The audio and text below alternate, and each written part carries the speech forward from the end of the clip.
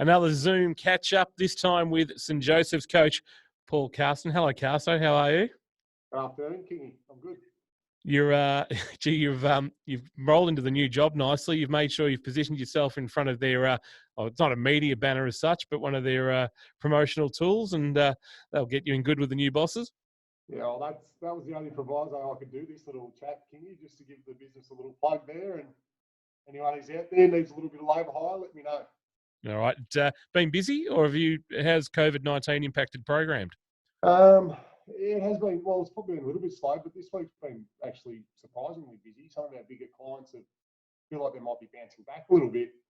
I'm only probably a month in now, but we think we might have hit our trough, so we're hoping we can bounce back.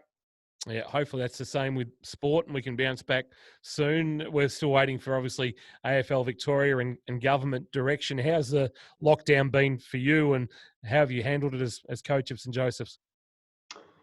It's been really interesting. I think it does make you realise how much time football sort of takes out of your life, because I've never spent more time at home, and it's a really strange sort of feeling. I mean, it's been great spending time with the kids and my wife, but I'd be lying if I said it Tuesday, Thursdays, and Saturday. I don't get a little bit itchy. I just feel like I should be somewhere else.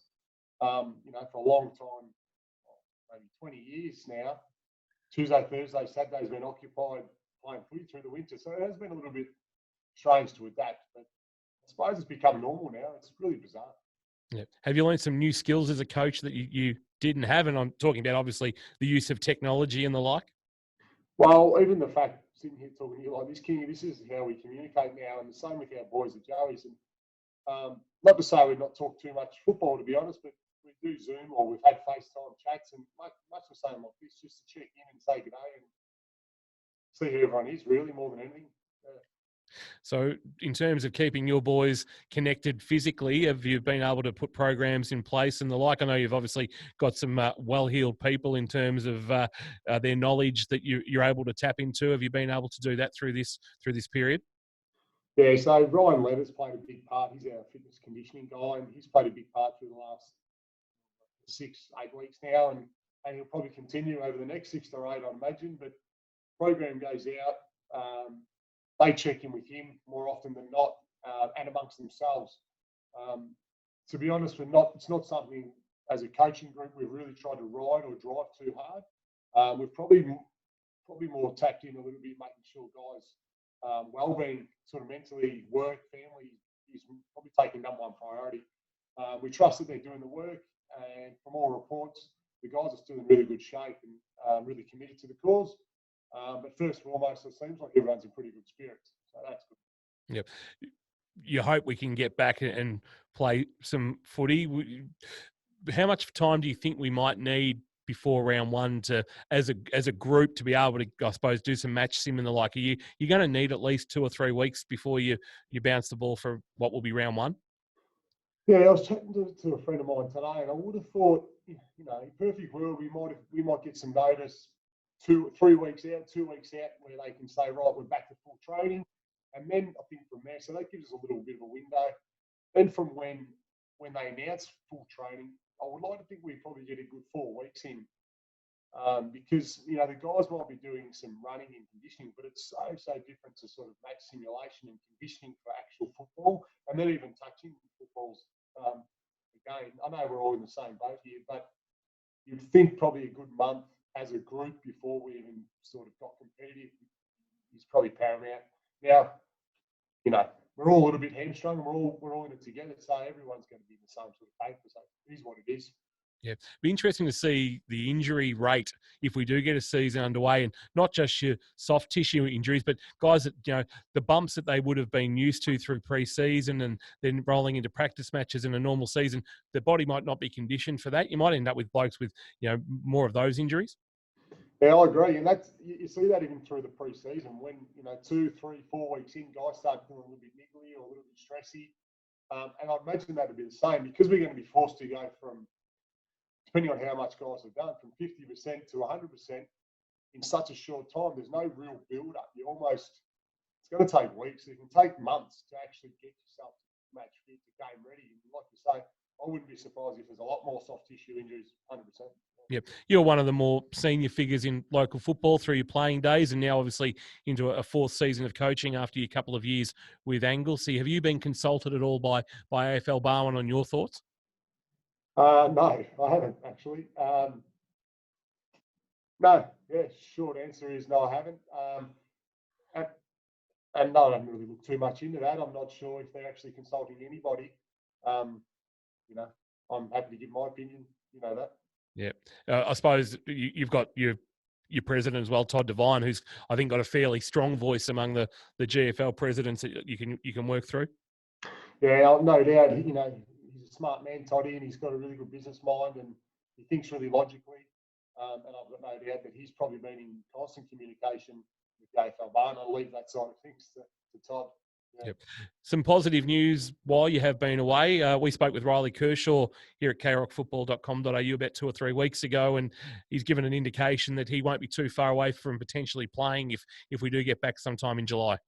Yeah, I caught up with Riley early this week, might have been Wednesday night, and he's going really, really well. I think he's well ahead of where he thought he would be.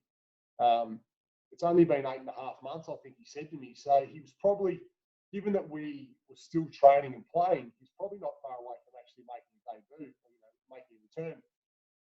Given that we've lost that amount of training and he would have been in the full training, that may have set him back a little bit in a sense, because he wasn't able to actually do full competitive training just yet. So I think he's in a little bit of a spot whether it's a shortened season or what that looks like. Does he actually try to play this season, or do we just really get it 120% right and be ready to go for November pre-season or whatever the case may be? Yep. Kieran Paliouris hurt himself, I think it might have been late January, early February. It might have been, it was knee related. How serious was it in the end, and is he a chance of playing some football this year? Yeah, so he hurt his knee playing basketball, social basketball, and he did tear the ACL, but it was a clean tear. There was no meniscus, there was no anything. From what I gathered, there can be other sort of complications there, but it was as clean as it was. He's elected to not have surgery at this point in time and being able to really build the strength back in and get the work done. Now, it's a really interesting one. He's flying, and I would say if we were playing this Saturday, he'd probably be playing. That's how extraordinary this is. And I suppose it's like having a knee reconstruction. Nothing's 100%. Yep. This path that he's chose to go down with, with the direction of Geordie Terrace, his physio, he feels like he's in really good shape. Time will tell, I suppose. Let's hope if he plays football again that it's strong and it's good. Yep. You played 6 seasons with St Joseph's in arguably the worst facilities in the region. When we put up that St Joseph's were going to get an upgrade along with St Peter's Cricket Club, some of our other country clubs did put their hands up and say, have you been out here lately? And one of those was actually some people at Inverleigh might have questioned where you actually spent a season. But St Joseph's, not great facilities for the membership and playing base that you do have, but there's every chance that those works are going to get a bit of a kick along, and hopefully you'll have a wonderful facility for 2021. But I'd be lying if I didn't say it's a really positive thing. If the season doesn't go ahead, I'd be just as excited because it probably means we can fast track these club rooms a little bit. And to your point, yes, for a club that's, I think, the second largest club as far as participation levels behind Torquay, I believe, in the region, we should have an upgrade. And thankfully, it is coming. So hopefully, if the season doesn't go ahead for whatever reason, we can get that sort of cracking straight away and start off 2021 in a really positive light with new club rooms, new facilities. It'd be fantastic for our club. The way you're talking, this means that you're potentially going to be in charge in 2021. I believe you're out of contract, but have discussions taken place, and will you be coaching St Joseph's next year? Discussions have definitely taken place, and I've expressed, yes, that I would love to be there. Nothing's been finalised just yet. I believe it's with the committee. They've got to tick off on it first. So I don't really know exactly where that's at. That only happened last week. I would like to think that I'm still coaching, but I'll leave that in the hands of the gods at this point in time. Absolutely. It's interesting times. Have you spoken to many other football people during this time? I was speaking a little bit earlier with Sam Jacker, and you can find that interview now at krockfootball.com.au from Thompson. He says you can become a little bit insulated in this time. Is that something that you found yourself maybe not speaking to as many people as you thought you may with the time on your hands you've got? Yes and no. Yeah, I speak to a lot of people involved in footy, a lot of friends, a lot of different football clubs, be it in Geelong or even in Melbourne. And the common, we always find ourselves, we're just really speculating. We don't have any sort of substance. But I'd be lying if I'm not constantly every day weighing up different scenarios and what our team might look like if we return, given VFL, availability or not, or whatever that is. There's so many different scenarios that are going to play out here, and I'm sure this is going to be the hard decision for AFL Vic or AFL Bowen.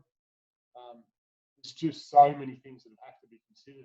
That's probably why I tend to lean against that we won't get off the ground, just because of so many variables and so many things that got to get right or get.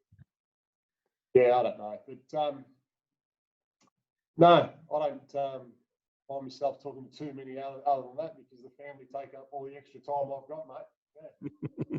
If the VFL weren't to go ahead, and St Joseph's obviously very lucky in that you've been able to develop some talent, and also when players come to town, St Joseph's seems to be a destination club. If the VFL didn't go ahead, to get games of football into these guys, especially the ones from out of town, would you like to see the points cap raised for clubs to be able to accommodate players to play football? Yeah, so this is one of those variables that I'm talking about, Kingy. Now, the VFL guys, they should take a precedent, I believe, being that they're state league players. They need to be playing football, because some of these guys are still potentially want to get drafted, still really in their prime of their footy. So how that looks is one of those questions. Now, some clubs it will affect more than others, clearly. And I know we've got 7 or 8 VFL listed players. So when I said I'll put a team together, I'm taking into account all of this and the points that these players carry. And every club, I'd imagine, with their VFL list, are going to be in the same sort of position. Do we extend the points? I don't know. I think salary cap's probably going to hinder a fair bit of that anyway. There might be VFL guys, depending on where they're at, have a year off, or hang up the boots, or whatever it might be. Who knows where everybody's at? And I think everyone is sort of just waiting to see what indication we get from AFL, AFL Vic, and then there'll be some pretty fast decisions have to be made in the short term after that, I think. Yep. In terms of the salary cap, have the conversation started with your players who are being paid that maybe the money they were expecting to get, they're not going to get if we get underway? Not necessarily with the playing group, no, but the off-field and the committee and stuff, I know that I've spoken to them fairly in-depth about it. The general consensus is that everyone will just take the blanket cut, not pick and choose and renegotiate contracts. We think that it's only fair that if it's one of us, it's all of us, and we'll all take the hit. And it is what it is. They're extraordinary times we're in, so I don't think anyone really is surprised by that. I think it's going to be fairly well received, I would have thought, given the nature of this COVID-19. Yep. Yourself, have you, obviously, you're not going to coach a full season, and the money that you would have received is probably not going to be there, but how much of a hit do you take, or are you like some other local coaches who have said they'll look to do it for nothing? So I haven't really even spoken about it, to be honest, Kingy, and it'll probably depend if the season gets off the ground, Yep. And like a lot of other coaches, depending on how their contract is structured, is dependent, on what happens later in the year. But to be honest, I haven't even had those conversations at all. We'll cross that bridge when we need to. But as you know, it's absorbing. There's a lot of time goes in. So yep.